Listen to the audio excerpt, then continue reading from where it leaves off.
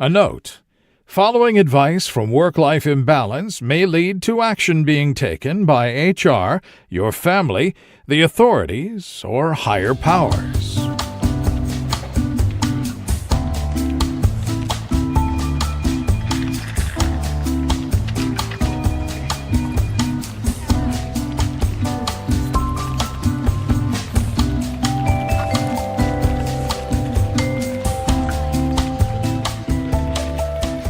Welcome to Work-Life Imbalance, an advice show focusing on workplace and lifestyle issues. Any resemblance to actual advice, living or dead, or actual wisdom is purely coincidental. I'm your monstrous manager, Frank Eastman. And I'm your lovable office companion, Derek Lewis. Today, we'll answer some audience questions and some issues from the internet. But first, time for the daily stand-up. At long last, I have my big, huggable, monstrous manager back. It's me again, baby. You know, we kind of mentioned this before we started recording. You sound better, but you're still not 100%. Yep. And you just sound like someone else. And I promise that this time it is not yet another different person. I mean, I'm not sure I can survive another like nuclear option bamboozle like that again. But I will say, like, even though you sound different, might I say you may even sound better. Like, if you could keep your voice at this level, I think you could have like a solid career in like I don't know, like Hyundai ads, maybe some like movie intro reels and stuff. Like, I Come think you on could really down do to well. Schlitz Sunday. Our twice annual sale. You're goofing, but like, I'd buy a car from that. Like, Well, this is where I start my new career, Derek. but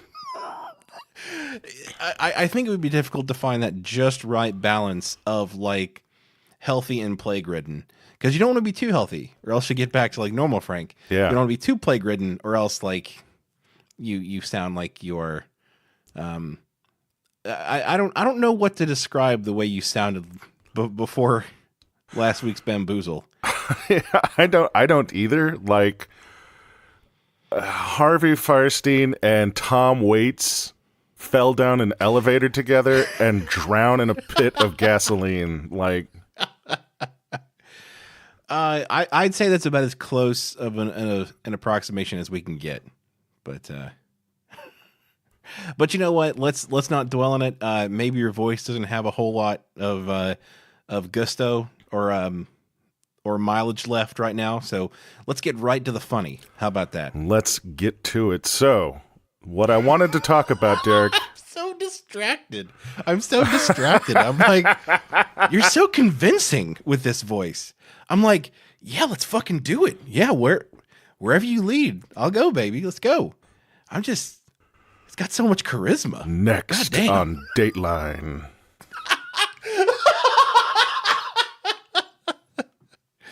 I'll try to keep it together. I'll try to. Ooh, I got the vapors. In a world where Frank Eastman cannot get well.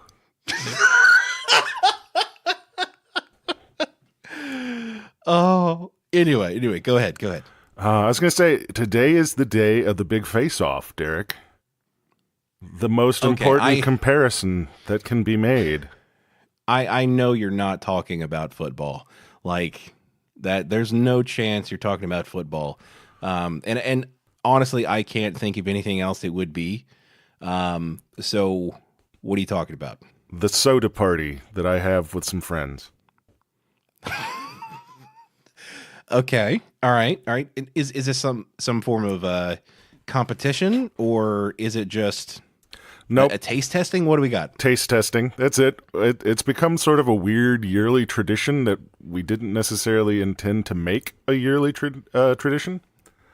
Okay. But yeah, whenever anybody's out of town in this particular little subgroup, we'll find, like, if we find a store that's got weird local soda or just weird soda in general, right, we'll pick up a whole bunch of weird sodas, and then we'll bring them back, and then we'll all get together and sample them and rate them. Okay, that's pretty cool. I like the fact that you specified soda, because I don't think that can be carte blanche for all drinks. Exactly. Like the milk-based drinks, it's like, oh yeah, I went out of town in October and picked up all these milk-based drinks. Why don't we try them in August? The following August. Not such a good look. Yeah, no, that's why I'm sick again. Actually, is I've had the 7-month-old milk, and it has done nothing good for my vocal cords. You know, I don't think that's entirely accurate, but no, it is not. It has not helped you heal to your previous pre-sick state. My previous state. Yeah. Okay. So lots of different sodas. How many sodas do you think you guys had this year? This time around, we had I think it was 15 different sodas. That's a pretty good selection. It's a pretty good selection, and I've been on a low carb, sort of the keto diet. Uh-huh. And we added it up from taste testing. It was essentially equivalent to having downed 2 12-ounce full sugar sodas over the course of an hour and a half. Oh, so that's probably what, like 70 carbs, 80 carbs? It was at least 70, if not 80 grams of sugar in an hour and a half. Oof. Derek, I got high.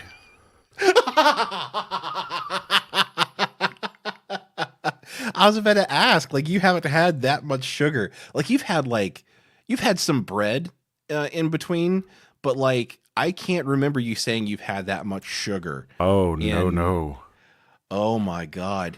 I literally, like, I was lightheaded. You were riding the white lightning. I was. It was a dissociative feeling. I was like, guys, I think I'm sugar drunk. My body has gone into full revolt. Oh, so like, there's the Futurama episode where Fry Fry drinks 100 cups of coffee, and he's kind of like jittery and not feeling great up until like the 100th one. And then when he drinks the 100th coffee, time essentially like slows down for him. So he basically becomes the Flash. Did you have any type of cool side effects like that, or was it mostly just like nausea? No, mostly it was sweating? like pre-diabetes was. Wilford Brimley sends you an email. It's like, I'm worried you might have diabetes. While getting high on sugar was interesting, some of the sodas were pretty interesting as well. I had, for the first time, Faygo Rock and Rye. Oh, Faygo what? Rock and Rye. So I had to look this up because it comes in a bottle that looks like Faygo is trying to go upscale, but instead it's actually like... Sounds like fancy Faygo. Yeah, instead it's actually like one of Faygo's older flavors and just not very popular outside of Detroit, I guess. I mean, just like, I don't know how you spell it. I don't know what the context of what... Rock as in a stone. Rock and Rye. And rye as in the bread. As in the bread. I can imagine that not being one of their favorite or more popular flavors, Frank. It's rocks and bread. Rocks and bread flavored soda. Apparently, it came about because during Prohibition, right before Prohibition, it had been fairly popular for people to flavor their shitty, badly aged rye whiskey with rock candy. Okay. And then when the Prohibition came around, Faygo was like, we'll just go ahead and release a flavor, and we'll call it Rock and Rye. It actually doesn't taste anything like rye whiskey spike with no. candy. Yeah. It's like a cherry vanilla cream soda. But it even So, tastes a little like Red Pop, like the good Faygo. We don't even know what the hell to call this because this is a flavor not found in nature. Right. There's no fruit we can trace this back to. So we goofed. We goobered this one. Just call it the color. That's all we got. But I had to, put on some Juggalo face paint, but also a monocle and hold my pinky up while I drank this particular soda. I mean, I can see that, like you said, like people expected a certain flavor from their drinks, and now that they can't get the drinks, like I guess they can pretend like they're still getting alcohol. I mean, it's kind of like if they if they outlawed IPAs, which I am perfectly fine with. Let me get that out in front of this. We'll put that one down forever, huh? Yeah, IPAs being outlawed is A-okay by me. But then then making like a Mountain Dew IPA flavor where it just tastes like bitter ass mixed with Mountain Dew. Ah, yes, the bitter ass flavored Mountain Dew, my favorite. An interesting one is... I don't. They'll call it Code Brown. Oh, gee. God. Oh. I was going to go off on one of my tangents where I talk about shit that I know that's completely useless, but you knocked it directly off of my brain. Like, I've got nothing left now. Oh, I'm sorry. I didn't mean to, but I had to say that. Whether it's funny or not, it was funny to me, and I was going to keep laughing about it until I said it. So for the health of the podcast, I had to say it. All right. Let's go to an audience question, Derek. That sounds appropriate. My boss at work is Jekyll and Hyde incarnate. Dr. Jekyll can be supportive, helpful, and nice one day, then come out of his office the next day, or even a few hours later, and say something about my work that makes me feel like the stupidest person on the planet. I have a good job with good benefits, so I don't want to rock the boat, but I struggle with self-esteem. He won't change. Any suggestions on how to cope when Mr. Hyde appears? From Belittled and Blue.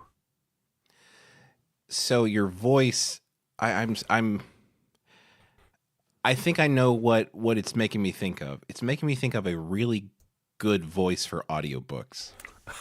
So, oh man, now I wish I was able to get one of those gigs. I mean, I feel like in a smaller sense, like you do have that here, because I really was swept away while you were telling this story. I felt like I was there. I was lost in the nonfiction of that story. And now to answer that story, which I totally heard because I wasn't thinking about how your voice reminded me of somebody who reads audiobooks. So I don't know if I've necessarily had a boss that had both sides appear interchangeably. Typically, most of the bosses that I've had have been either like at least a good like 80-20 to one side or the other, or they've been completely one or the other. You know, having someone who can just like at the drop of a hat switch from like good manager, raising morale, doing good things, and just flipping at the drop of a hat over to shitting on everybody, passing blame, that type of stuff. That seems like it would create a very like, I don't know, walking on eggshells environment. Like, yeah. You just don't want to piss off the boss today. That doesn't seem very fun. Yeah, I mean, it seems almost more unhealthy than just like an unhealthy relationship with your boss. Like, right. It's one of those, irregular reinforcement sort of things. I think, I don't remember if it was Pavlov or whoever discovered this, but essentially you can reinforce behaviors not through regularly providing rewards, but through irregularly providing rewards. Okay. Yeah, like literally this is how World of Warcraft works. Like The Okay, reason explain everybody this to is me. helplessly clicking forever is because there's no, it's not immediately predictable. You know, you're out there, you're hunting for 6 badger assholes or whatever, and every time you kill a badger, somehow, Which are in hot demand, by the way. exactly, somehow not every badger has a badger asshole. And Oh, that God. the irregular rewards are what drives people's obsession with playing the game. You think before you kill the badger, you would check to see whether or not it had an asshole. I mean, if it doesn't, you'd think it would be kind of inflated. That is literally the thing that I was like. It was that was forming in my head of like, wouldn't they just be like completely like bloated and disgusting? My only thought playing these games was like, well, maybe I stabbed it in the butt and ruined the badger thing. asshole. You want non-ruined badger assholes. They should change And the honestly, quest so it says 6 pristine badger assholes. and honestly, that's how back when I used to play those games, like I would justify it as, yeah, like they want, you know, they want 12 knoll dicks, but like sometimes you gotta like slice them below the belt, and it ruins the knoll dick, and that's not what they want. They want 12 intact bulbous knoll dicks. Uncut, non-Jewish. I was about to say, You gotta find the Goyim Knolls. Oh, I don't Okay, think so we're we- helping this person though. So far, we're down like a deep rabbit hole. a badger hole. We as we it need were. to bring it back around. We got Dr. Jekyll and Mr. Hyde. So I mean, I think your point of the irregular rewards is on point, because essentially they don't know what exactly is going to cause the Dr. Hyde to come out. Which one is which, by the way? Dr. Jekyll is the good one. Mr. Hyde Mr. Hyde is the bad one. and you can tell because he. No, I don't want to say that. No, the people that haven't gone to doctorate school. You can tell he's the bad one because Are he bad. didn't get a degree. That was very classist, Derek. That's not. I mean, that's what I was going to say, but that's not really what I meant. That's, for the record, that I will say it's probably not what I should mean by that, but It's true, though, Derek. Whatever. Mr. Hyde just didn't have the grit to stick with it and finish out. He didn't walk. He actually got through all years of medical school, but he just didn't walk and get the degree. and that's why he's so mad. Oh, I would be mad too if I did all that work and didn't get the degree. But no, like honestly, this is kind of like working in an office that is just like completely infested with landmines. And you don't necessarily know when you're going to step on a landmine, but whenever you do, like the rest of the day is pretty much shot as far as office morale goes. But you do kind of learn like how to gauge where a mine might be. You pretty much, this is like the actual office version of playing Minesweeper. Like you kind of put little flags around, and then as you step on landmines, mark them for next time.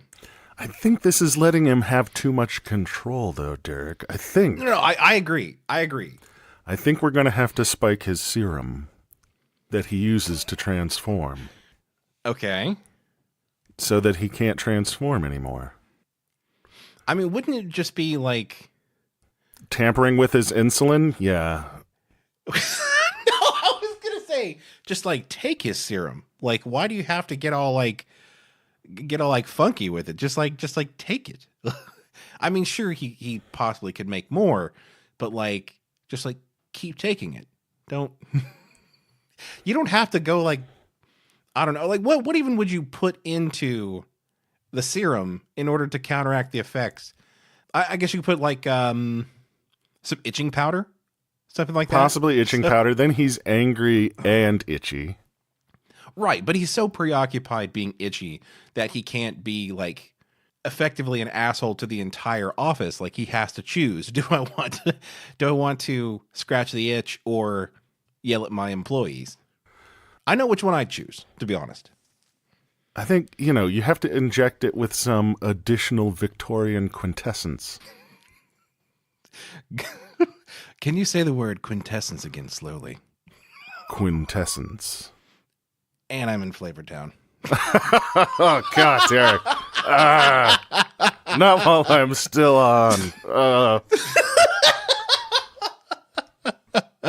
Don't worry, I'll play it back for my own uses at like 0.5 speed. I'll get what I need. Don't worry.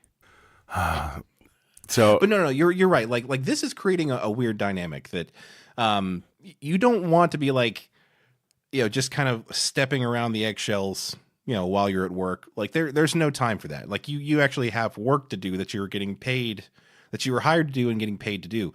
Like, I don't know how to fix that. Like, can you talk to a boss like this? Can you actually say like, hey, your mood problem or whatever it is negatively affecting our morale and our ability to do work day to day. Like, my experience can you fix that? Is that highly mercurial people that are prone to lashing out at the people around them take to those conversations real good. After saying that out loud, like I see where I went wrong. Once again, interaction with another human fails me completely. I think if he's going to change, then it's only fair if you do so as well. Okay. But instead of like, you can't necessarily do the Dr. Jekyll, Mr. Hyde thing because it's a little played out at this point. Yeah, like, absolutely. There's only one allowed per office. Yeah. Right. But I think you just change your job. And whenever he comes out an asshole, suddenly you have a completely different position within the organization. And then later you can change back. Oh, okay. So when he goes on his rampage, you pretend to be his boss. Exactly.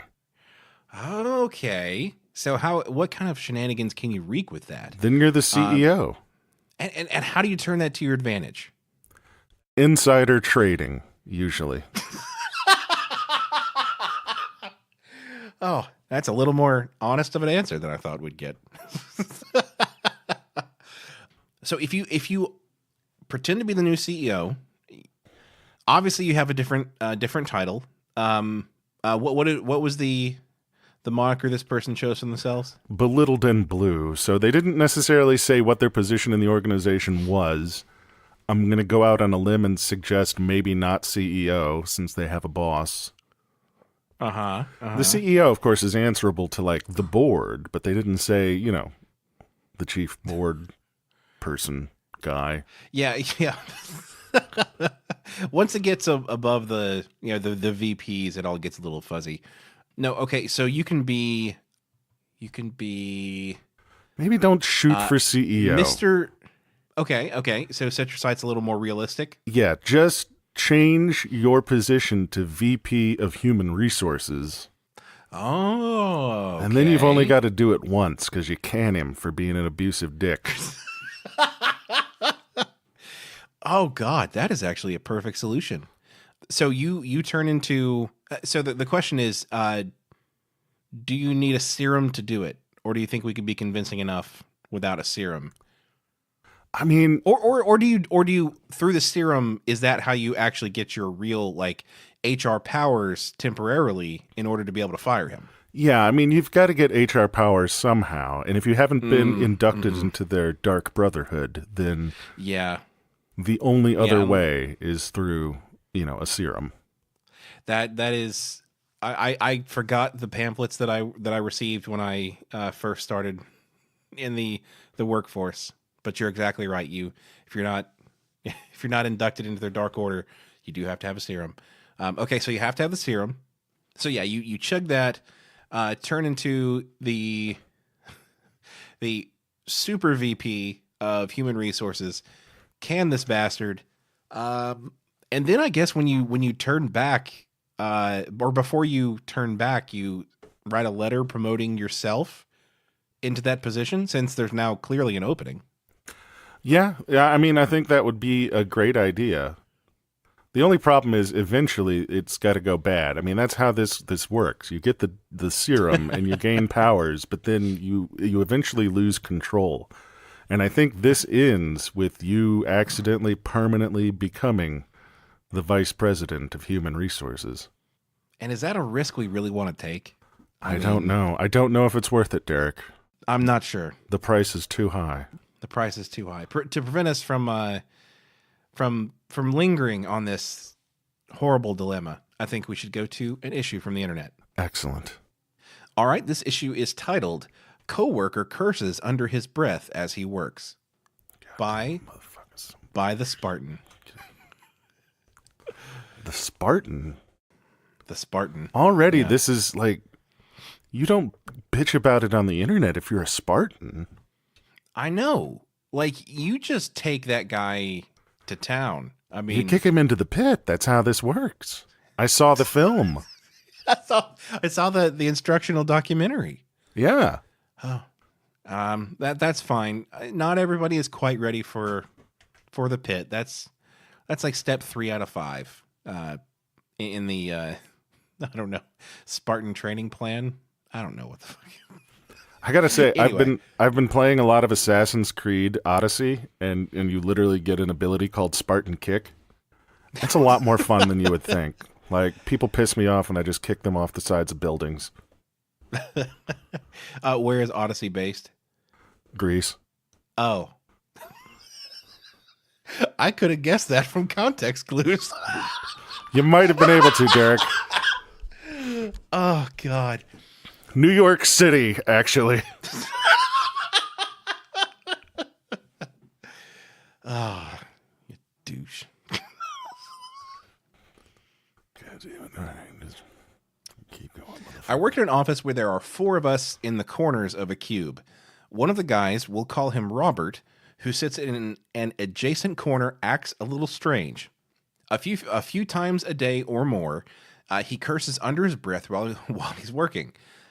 They're just little things along the lines of, "Why does it bleeping do that?" or "Such a bleeping piece of bleep." It goes on for 15 minutes or so at a time. Don't get me wrong. I'm sure plenty of people think these things from time to time, and I don't fault him for feeling frustration. It's the audible venting that I find strange. Normally, I'll put on my headphones during these quiet outbursts and ignore them, but recently I've been more worried as they're sounding more and more angry. I know I'm not the only one who hears it. The guy over the cube wall jokingly remarks, "Tell me about it, Robert," from time to time. Robert seems to come out of his programming trance and laugh it off, but it hasn't changed his behavior long term. Is this something that isn't my business, as it's not preventing me from getting my tasks done, or something I should bring up to him or someone else? As a developer, like, I totally get this. I think I'm better at it now, at internalizing the frustration. There are moments that are just like, I have to audibly say the word fuck or else I'm going to explode. It's just sometimes you just have to say some sort of expletive. There's that, but I'm still caught on, you're in 4 corners of one cube? I knew as soon as I said that fucking sentence, you would have a problem with it. What kind of monsters are these? I think this must be some sort of behavioral psychology experiment that you're being studied. Only 3 of you are being studied, because one of them is clearly a plant. Exactly. They're trying to see how long these people will go being trapped in a single cube with a madman. I'm assuming the other person that is egging them on, I feel like they are also part of a parallel experiment. that is happening in their own cube, their own set of cubes, since they're from over the wall. See, they're from over the wall, and we haven't seen them. I imagine they're probably a student in a lab coat with a clipboard. So maybe their plant was being a little bit shy that day, or not being quite as outspoken, and they needed to amp him up a little bit. Yeah, or maybe the opposite. Maybe he was a little bit too amped up that day. Or maybe he's not saying anything at all. Maybe this is just implanted by that psychology student on the other side of the wall. So this Robert guy is not actually a human. He's just some sort of like speaker, like a I don't know, the other end of a baby monitor or something, while somebody.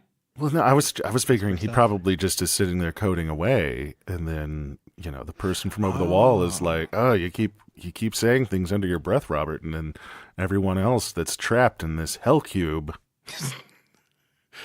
they can hear it too suddenly. So Robert is not actually a plant.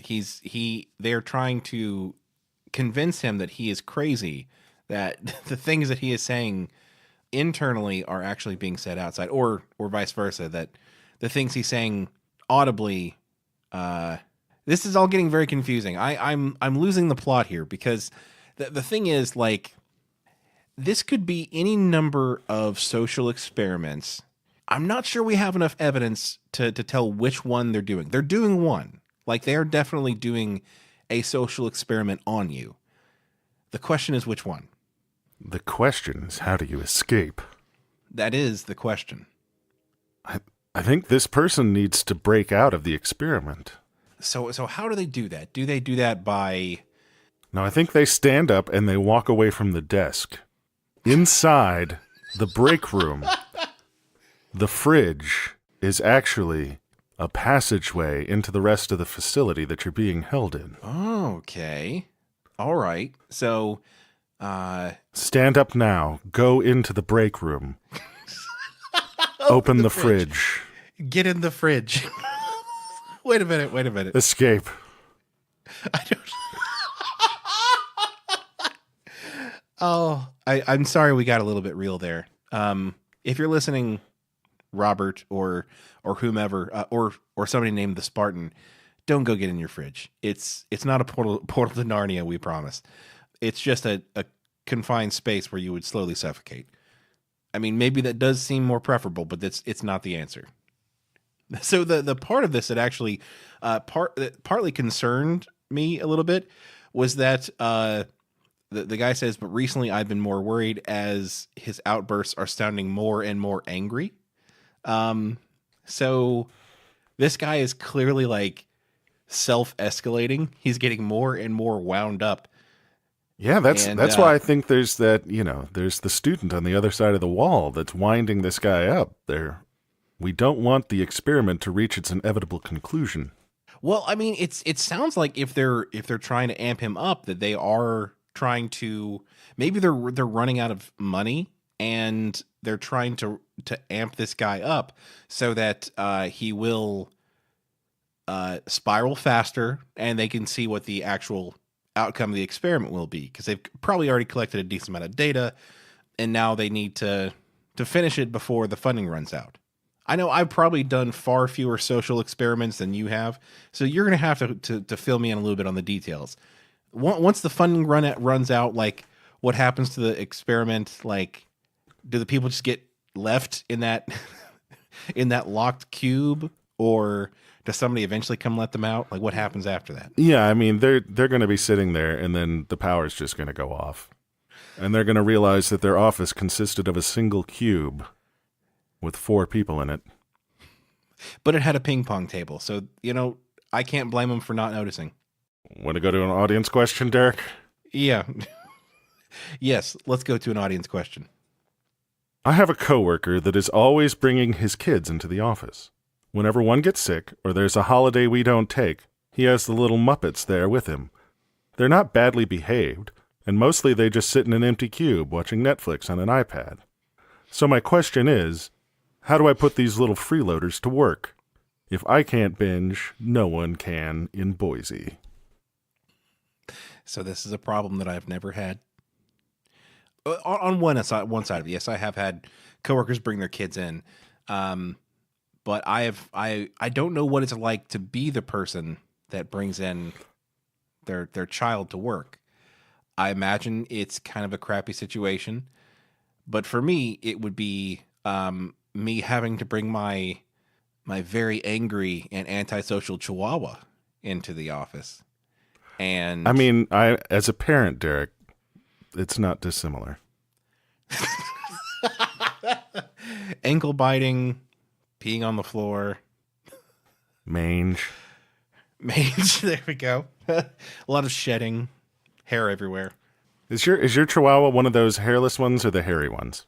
Well, I mean, she has hair. Like, if you look at it would appear, judging by, like, whenever we sweep the carpet, like, or vacuum the carpet, you would think that she should be completely nude at this point, with the amount of hair that we suck up. But no, she has a regular short hair coat. Oh.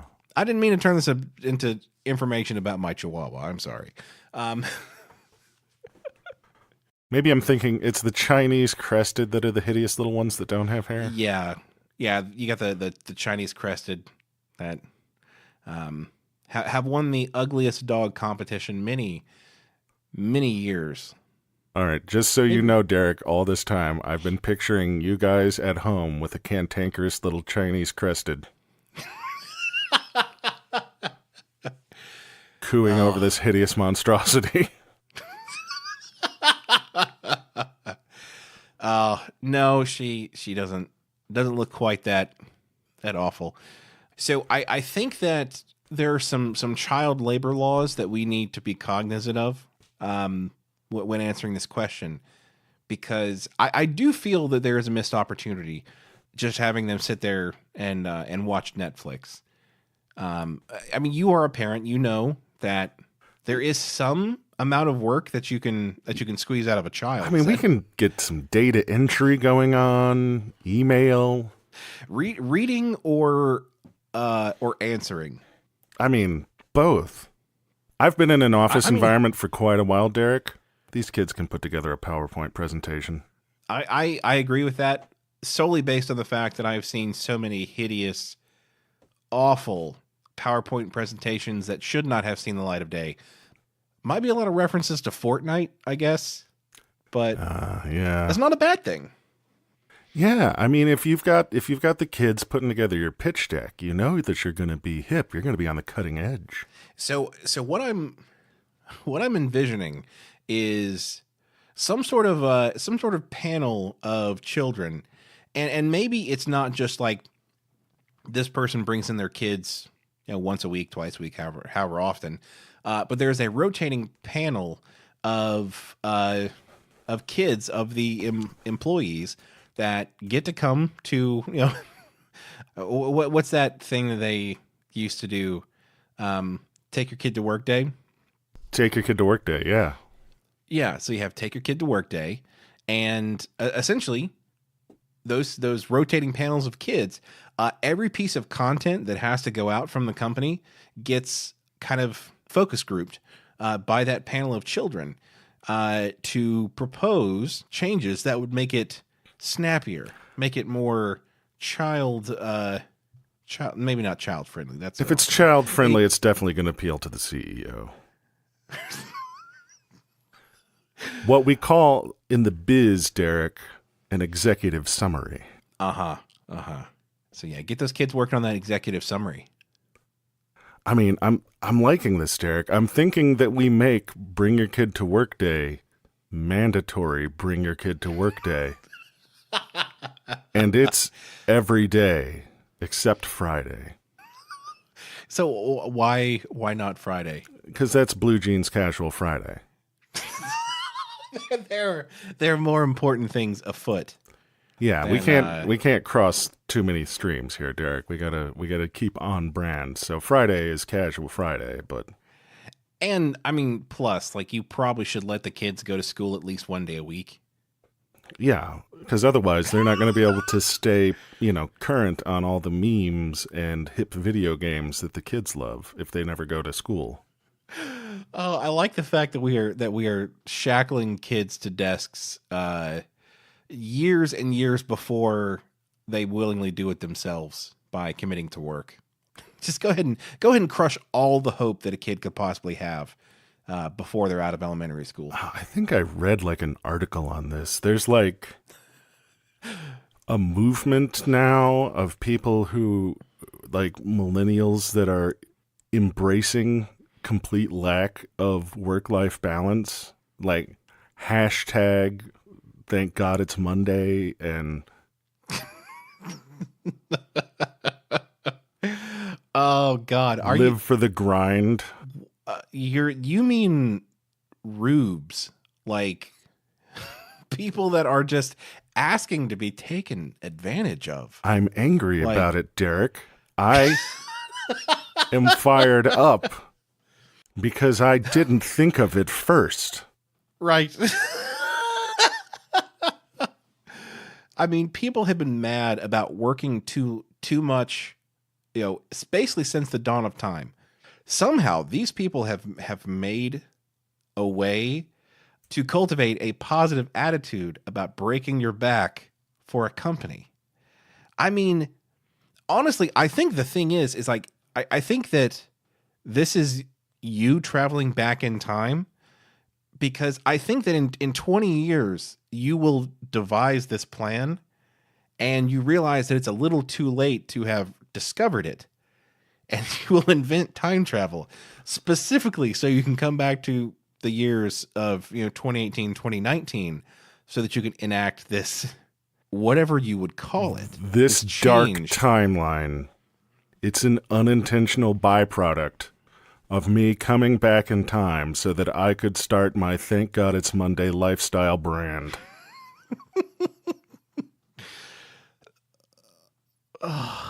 I'm sorry I did this, Derek.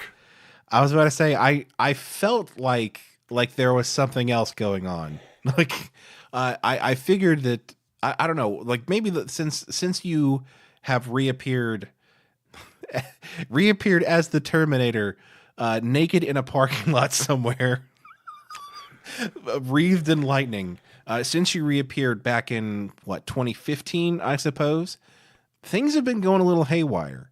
And I think you are to blame, for sure. I mean, I don't know if that was the time travel, Derek, or if I just went on a real good bender.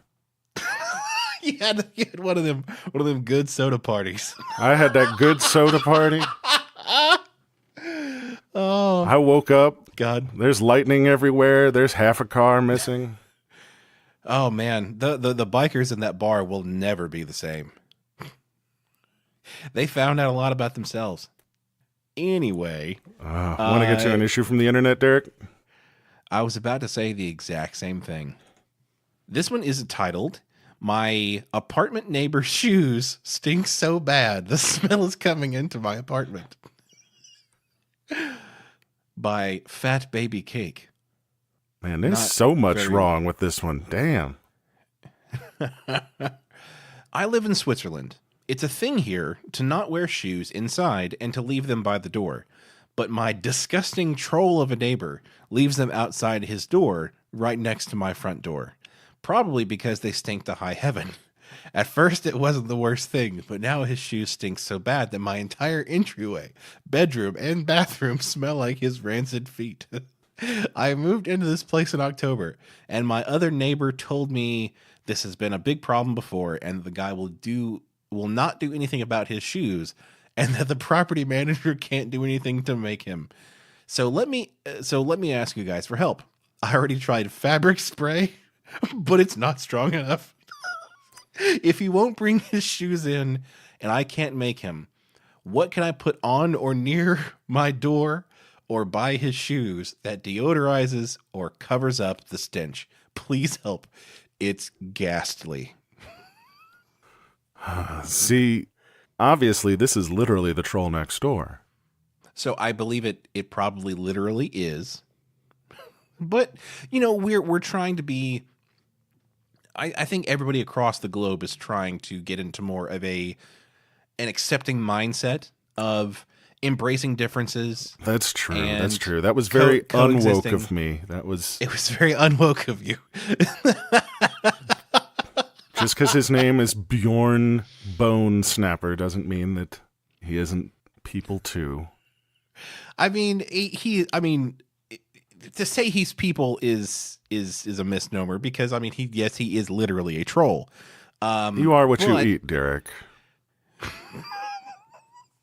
But I think you're right. I think that this guy is a troll, and this is kind of the the oil and water mixing of two very different cultures. Trolls who have just rancid odor of the feet. And humans, which typically don't take well to odor of the feet. I know I personally do not take well to odor of the feet. Now, this may be racially insensitive of me, Derek, but I'm going to say that the solution here is sunlight. Not to expose your neighbor to sunlight, thus rendering him into a statue for all eternity, but his shoes. So that's actually not a bad idea, because I would assume that whatever funk has been imparted upon these poor shoes is troll in nature, and if the troll itself turns to stone or is defeated by the sunlight, I believe his funk could be as well. You got to bring this out into the light. Yeah. And look, I don't want to make anyone feel bad about their foot odor. Like, I luckily do not have serious foot odor problems, but like my family in general is plagued with people that just have smelly feet for no good reason. Like none of us are sports fanatics, or likes to saran wrap our feet in the summer and just to get that nice, just pristine funk to them. It's just genetics. I don't want anybody to feel bad for their stinky feet. I'm just saying, if you have stinky feet, you got to lean into it and be proactive and lean into the funk and make the funk part of your life. Sure. Is that are you trying to make a musical reference? No. I'm saying like just eat Limburger cheese, buy some of that durian fruit. So I'm concerned about that. I'm not trying to poo-poo on the idea because I do think I misspoke with saying lean into it. That's not quite what I meant. We don't necessarily want to make the foot odor worse unless we're somehow like trying to refine it for some sort of biological weapon purposes or maybe a competition, which I think could be the case here. Maybe he's been training for a stinky feet competition and has been like distilling all the funk and toxins directly down into his feet for months on end. This is a social experiment, Derek. God damn it! No, get up from your chair. No, go into the kitchen. Open the refrigerator. You're just trying to get people to jump in their fucking refrigerators. Oh no, this is not a fucking social experiment. This is a real problem somebody has, and we have to help them, Frank. We are legally obligated to help them. Well, what do you do with your stank relatives, Derek? I mean, there is a strict, like no exposed feet in the house. Like, there's always got to be, like, socks or, like, you keep your goddamn shoes on. Because the thing is, like, here's the thing. Like, when the shoes are on, there is, like, some sort of, like, seal that is keeping the funk in. The Ziploc. Yes. In essence, the funk is ziplocked by some sort of like membrane of shoe, sock, and skin. And when you take the shoe off, then it is released. Like, I imagine if there's like a camera that can capture funk, like whenever a shoe is taken off, like there's like this like just spore cloud of of like foot funk that goes into the air. That's what you want to prevent. You don't want that. So like I know that this is a cultural thing, like taking your shoes off in the house, like in America, I guess we still prefer that. Like, I know that we don't walk around in our shoes all the time in our house, but I think you may have to make an exception. Tell this guy that the customs have changed. We now always wear our shoes in the house at all times. Maybe he can get a second pair of house shoes, and he takes his outside shoes off, and then he puts his inside shoes on. Oh, I mean, that is certainly his prerogative, but the problem is not his stinky feet once he is in his own home. The problem is the shoes that he then puts outside the door. Oh, yeah, I suppose that's right. Man, I completely lost. Now, if we're talking about like making that apartment inhabitable for future, inhabitants. That was the twist, like, Derek. It was him all along. It was his own stank feet. Oh, the thing is, I think that this has to be a community effort, or this is something that you need to advertise. Like, if it needs to become a commune for other people with the same fetish foot odor. Yeah. Wait, what? It doesn't. It doesn't have to be. I mean, you could do that too. Like, sure. Like, look, anybody who's into like foot funk, like if that's your thing, stand in your truth. That's fine. That's stand in your stanky truth. That's we're not here to kink shame anyone. Or lay under your stinky truth or whatever it is that you're into. Oh my God. I'm not. I'm just saying that like that's not the place that I was going. I was saying you make it a commune for people with awful foot funk, and then since everybody there has horrible foot funk, nobody complains about horrible foot funk, and it has the added benefit of people throughout the city who would have inflicted their foot funk on other people kind of localize it to that one building, which then is condemned.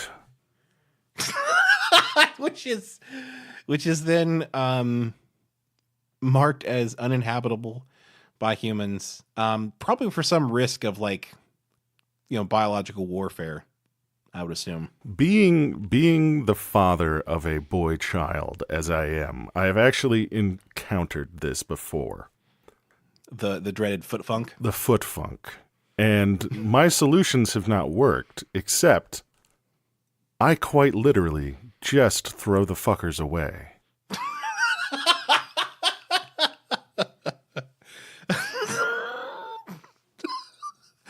like every time? Like every day? Or... I mean, when his shoes begin to get funky, you just go outside and you dispose of them, and then he comes out. Sure, he's inconvenienced for a day because he doesn't have shoes anymore. But Frank, you are the provider of shoes. Like, to him, you are the source of shoes. Oh, I mean, I buy my kid more shoes. No, I'm talking about your neighbor.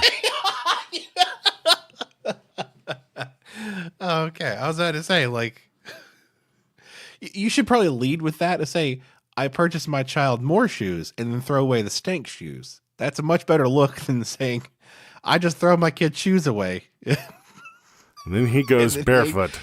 Then he ain't got no shoes. I mean, I've tried multiple things. At one point, I bought him 7 individual pairs of shoes. Uh-huh. And one for each day of the week. And one for each day of the week, and a rotation system. And I was like, you have to wear a new pair of shoes so that you spread the stank out and allow them time to air out. And not even that helped, Derek. Not even that didn't help. Well, because, the thing is, like, it's not necessarily that, I don't think it's necessarily that like there's a cooling down period of the shoe. I mean, it's like radioactivity. There is like a multi-year half-life for foot funk. So like, those shoes could be sitting there unoccupied. You could buy him 365 shoes and it's still going to hold the funk to some degree until he wears them the next year. So like, I don't necessarily think it's a cooling down period of when he could wear them again. I will say it is effective in that the funk will build up more slowly to where it will be noticeable, or where you can still handle it for longer. Here's the with thing. each of those shoes. I think what we're gonna have to do is, because it's not nice to inconvenience your neighbor by throwing away his shoes. So you're gonna have to take those shoes and you're gonna have to order like a dozen pair of exact matching shoes on Amazon. Yep. And then every day after he goes in his apartment, you'll swap them out with a different fresh pair of shoes. So are you trying to give him, basically without his knowing, give him a rotation of shoes? Or? Exactly. So honestly, I think the best option here is to go one step further than that. Is that I think that in that case, like those shoes, for somebody with feet that bad, with feet that unholy, I think that there needs to be a one use shoe on the market that is, it doesn't have to be durable. It just has to survive a day or two, in which, similar to paper towels or, rubber gloves, you use them, throw away, and then the next time you need one, get a fresh one out of the pack. Brilliant, Derek. Disposable shoes will be rich.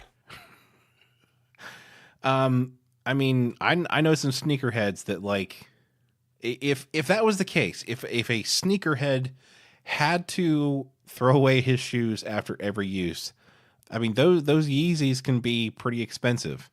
So we'd have to make some really good disposable Yeezys, honestly. I don't know how you do it, but we should do it. Work-life imbalance branded disposable Yeezys. There we go. It's the only solution. Do you have a neighbor with unbelievable foot funk? Try work-life imbalance branded Yeezys. So we started the podcast by you selling a Hyundai to me. Now I desperately want to buy those disposable Yeezys from you. You're very convincing. Your charm modifier has gone from a -2 to like at least a +3. Oh, wow. Cool. Usually when you get diseases, like, stuff doesn't go up. Like, you don't get better at things. Well, I mean, it was definitely, it was facilitated by your con modifier, your con score going from like a +4 to like a -10. So trade-offs, I see. Yeah. It's give and take in this old world. I respect. You want to punch the clock? Ha! I said it first. You did. You got me. All right. Oh, God. Now that I've bested you, do I become the monstrous manager? Well, you have to read the questions thing. Well... No, Derek. You can't become me by besting me. Fair enough. I'll know that for later. It is only later that you realize that you have been me all along. It's a social experiment. Stand up from the couch. Stand up from your recording table.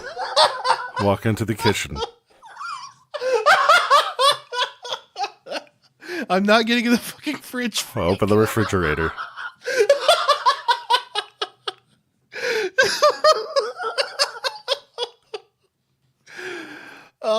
Oh my God. All right. So before we go, send us your questions.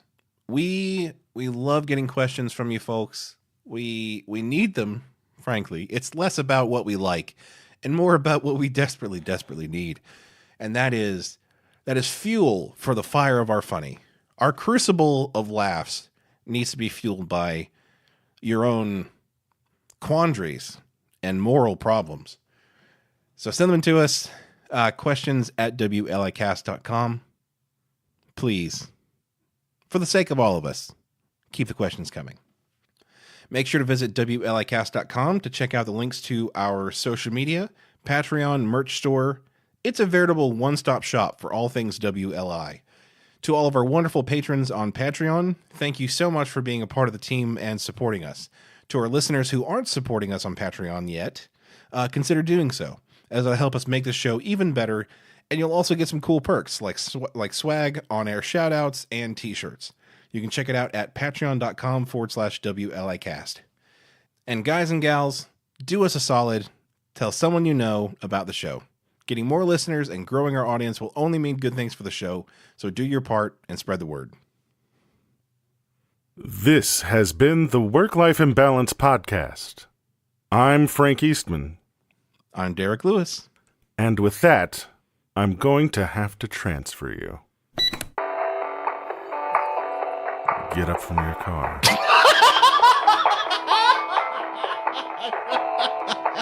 Walk into the kitchen.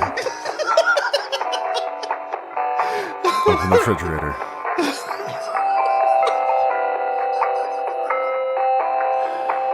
Oh.